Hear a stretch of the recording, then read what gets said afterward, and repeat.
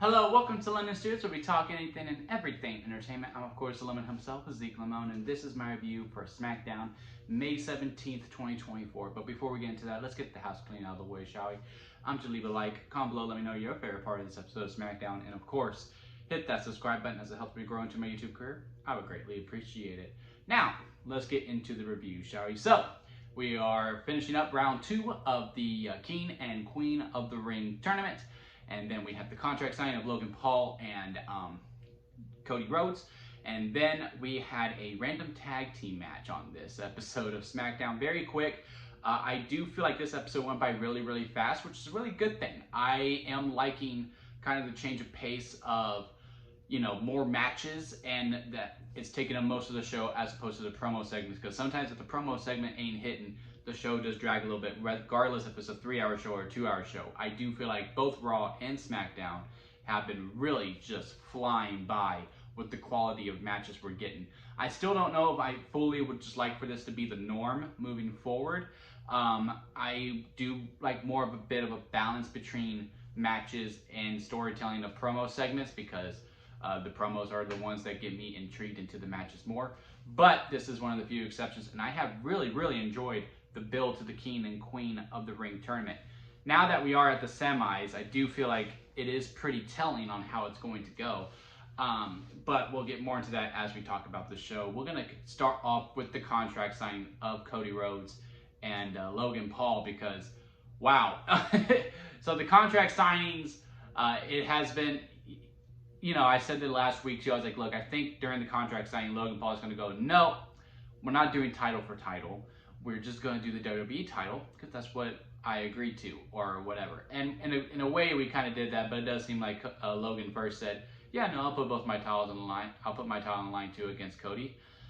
But, of course, we got to hear, and I got to say, Cody's and Logan's personalities just mesh so well together, with, Cody being all about just giving respect, just being professional, and it's just about, hey, like a real fighter, let's just sell the fight.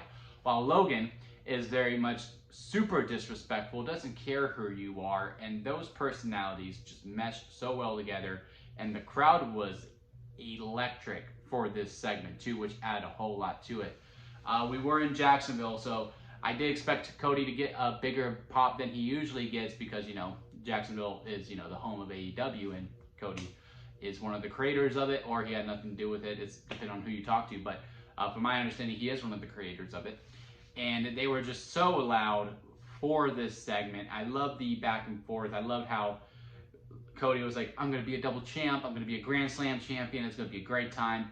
And then Logan going, nope, I had my lawyer talk about it. He rips up the contract and goes, I just want the undisputed title. Now, does that kind of ruin the ending of the match? Because if it was title for title, it does become a little bit more interesting on how does this going to go. And now essentially does the match kind of feel like it's going to be a build to a finish? Yes, but I will also argue this. Wasn't it the same with Cody versus AJ? And that's a 5-star match, man. I think they are going to really surprise a lot of people. I think they're going to have a great match. If the AJ Styles match is any indication on how a Cody Rhodes main event championship match is going to go, it's going to be real grabs. There's going to be some technicality in there, and then we're going to build up to the big moves as it goes. And I think we're in for a great time when it gets to King and Queen of the Ring. Just because, again, is Logan any AJ Styles? No, but he is very, very talented, and that to me was one of the best contract signing segments that I've seen in a very long time. I think the last one I could really think of that I was like, they did really good with that. You have to go all the way back to when the Shield first broke up, and Seth was the authority guy, and they were doing that fatal 4-way. I want to say it was at a Payback, and Dean sets up the table. The crowd goes, hey, well, we already knew this was going to happen anyway, and then they all fought. That's the only other time that I can think of where the contract signing was actually done very, very well, which was a really long time ago. A very, very long time ago. So I am interested in the match. I think the match is going to be great. I think the segment was also great overall. Again, the ending is kind of spoiled now that it is not title for title. And we also had the segment with Logan Paul and LA Knight. We're pretty sure we're going to move into that for SummerSlam. And while we're waiting for that, it looks like Carmelo's also going to feud with LA Knight as well. that's another thing about what this tournament has done. It has added so many storylines of which different ways that we can go. Just not within the matches and how it's progressing forward, but how we can see it moving post King and Queen of the Ring, which is so good to have, to know what to look forward to. Because like I said, Carmelo Hayes coming up to LA Knight, disrespecting him, and I going, yeah, you were a first round pick. You know who the first round pick was during Tom Brady's class? No, you don't. You remember Tom Brady, so you know that don't freaking matter. And I do think we're going to have a mini program between them. It does look like Bobby's injury was actually legitimate, because I do think the whole disrespectful Carmelo Hayes versus the veteran respectful Bobby Lashley was the original plan, and it does look like it's going to take a little bit longer. It's a program I'm still really excited to see. But it looks like we're going to transfer that to LA Knight for a little bit. And then also they had the stare down between LA Knight and Logan Paul as well. Other things that happened outside of the tournament that also were factored into the tournament. I do think we do have our first tag team program. And it'll be Clash at the Castle, I'm assuming, or it'll be on TV. I'm hoping they put the women's tag team titles on premium live events to make, because that's the only way you go to make them mean anything, is you get them on the big show and you let them go for a minute. And I do think it's going to be Jade Cargill, Bianca Belair versus Tiffany Stratton and Nia Jax. Now let's get into the tournament so I can explain. So we kick off with Bianca versus Tiffany, which was, to me, it should have been the main event. I mean, to me, it was the best match on the show overall, but also I just think those two names are just way too big to put on first, but I wasn't complaining, and also they were given more, I think they would have been given more time with what they got. Before starting out, I should say. And they had a premium live event, main event worthy match to me. It was really good. I love the story of the angle with Bianca. It looks like that's going to be a continuing storyline moving forward. And Tiffany had a very strong showing as well. And Bianca got the W. I was very, very shocked by that. I did not see that coming whatsoever. And I really thought Tiffany would be going over, and I had Tiffany winning it overall. So that just proves how much I know. But Bianca going over was interesting too. The knee is going to be a factor because with the Jade versus Nia match, which I just wasn't a fan of the finish. Like, look, you're not going to do Jade versus Bianca this early. I thought they were, because I was like, well, there's no way Jade's losing, so I guess we are going to do this match super, super early and on free TV. Why could we get this match but not Ilya versus Gunther? I don't know. Like I'm telling you, I was going through a lot of emotions. But then we got to it, and the match doesn't even go that long, first of all. I mean, when they were hitting each other, it was really, really good. I mean, the meme that Nia Jax created with getting in Jade's daughter's face going, your mom sucks. It's so great. I am now a Nia Jax fan. It is going to be used so often. My sister is actually pregnant right now, and I'm a huge fan of horror movies. So I am about to send her, like, when you tell me I can't show my niece Paranormal Activity, this is what I'm going to tell her. It's going to be that video. To me, it's going to be funny. You can find that funny or not. But anyway, then they had the DQ finish, which I guess, okay, if there was any way to protect Nia, to protect Jade, that was the way to go about it. Nia would take that with stride, whatever. Jade's obviously not going to be done with Nia, right? And they've also already established earlier on, Nia will help Tiffany Stratton, and Tiffany will go and watch Nia matches. So what I'm thinking is going to happen is next week in the semifinals, because even though Lyra versus Bianca is the more fun match to have, to me personally, WWE doesn't really do good guy versus good guy. You can justify it with it being a tournament, but they don't necessarily do it. And I really don't see them doing Bianca versus Io Sky again after they establish, okay, Bianca and Damage Control are separated. They are done with each other. And they're going to fight one more time. I just don't see that happening. So I do have it being Lyra versus Nia in the final. And I think Tiffany is going to cost Bianca the match against Nia and attack the knee. And therefore, they both have a justifiable reason. And then at Clash at the Castle, we can do that tag team match. And that was all built up around this tournament, and it also justifies putting the tag team champions in that tournament. Now, with that being said, with some of the finishes, and we'll get to one of the finishes in the on the King bracket as well. With the DQ finish, what I've loved about this tournament on both King and Queen is how much they've made the tournament mean something. And how you did that, it was that one, you put your biggest stars in it and you made them want to care about winning the whole tournament. That was step number one. Number two, what you did through all of round one was that there was clear winners and there was clear losers, minus the Tama Tonga match. But there was a clear winner and a clear loser, and every match gave time and actually gave it to Cook. When we got to Jade versus Nia, it wasn't really given that much time, and there wasn't a clear winner and a clear loser. It was just like, Nia got the best of her because, you know, she yelled at her daughter. Which, you know, is perfectly justifiable reason. You know, they hit someone with a chair. You don't yell at my kid. Like, I get it. But within this tournament, and you know that you were going to be doing that, just change it up a little bit, because I just think with this being the first tournament where the Queen of the Ring is actually taken seriously and we're reestablishing the King of the Ring, there need to be clear winners and clear losers throughout, not just within the first round and then you start mixing it up a little bit round two. Following year, go nuts, because the tournament's going to mean something. But this first year, I would just like more clear winners and clear losers. But hey, it did set up some stories, and I do think that's where we're going. We also had the Bayley interview, which I do think a lot of people are thinking is going to be Chelsea Green versus Bayley. Clash at the Castle and the SmackDown before are in Scotland. Yeah, they're in Scotland. Piper's from there. It's going to be Piper Niven versus Bayley on either the SmackDown before or at Clash at the Castle. I only say or because Triple H really loved this 5-match structure, and it's really going to be tested at King and Queen of the Ring.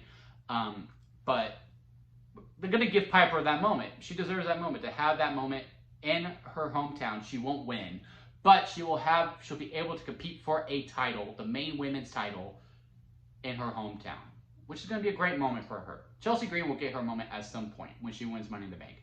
But this is Piper's moment right here, and I think I'm very interested in it. I'm very, very interested in it, and it's a very good storyline, especially with Chelsea Green kind of being the mouthpiece around it. Then we get to the King of the Ring bracket. Actually, before we get into the King of the Ring bracket, let's talk about that random tag team match just to get it over with. Because it did kind of come out of nowhere, and I guess we're going to do DIY versus A-Town Down Under later down the road. It won't be on the PLE because, again, we already got 5 matches.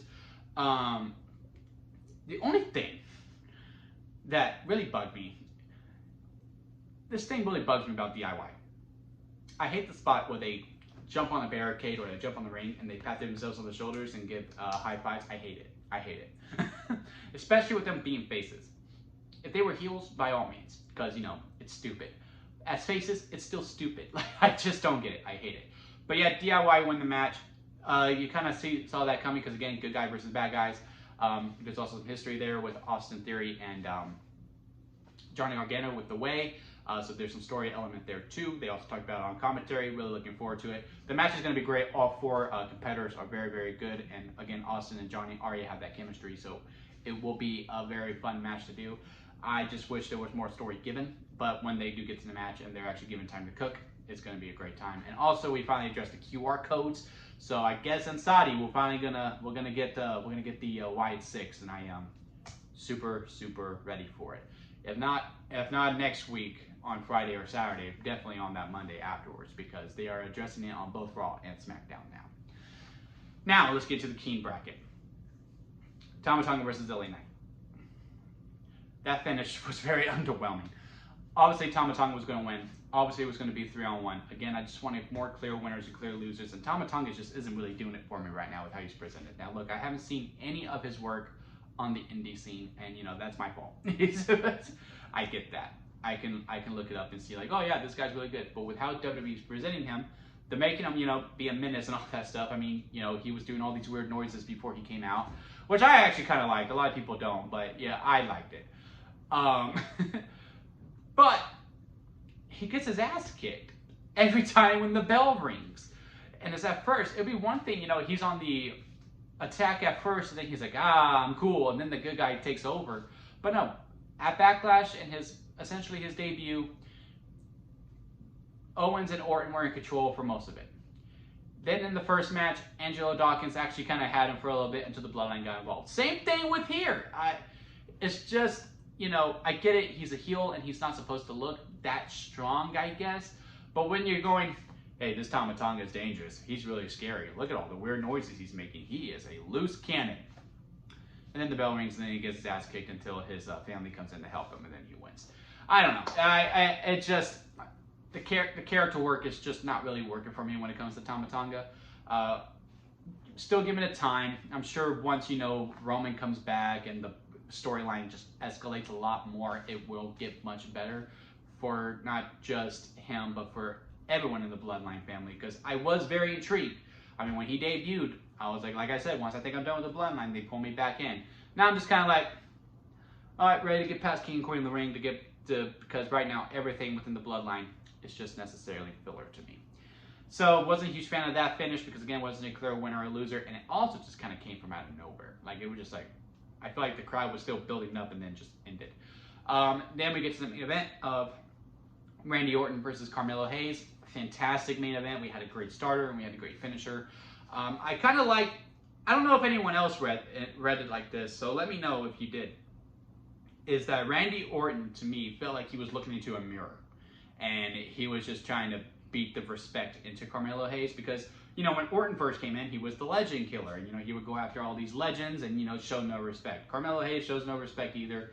Did the slap, and Orton was like, you can't get me, kid. I know your game, but I'm going to be stiff as hell. And just started beating the crap out of him. And then Orton wins the match. Very, very good match. And now we get Orton versus Tama Tonga, and it's Gunther versus Jay. So again, where I'm just at with it, and we'll see more once we get to Monday. I just feel like whoever wins Monday kind of tells who's going to win Friday.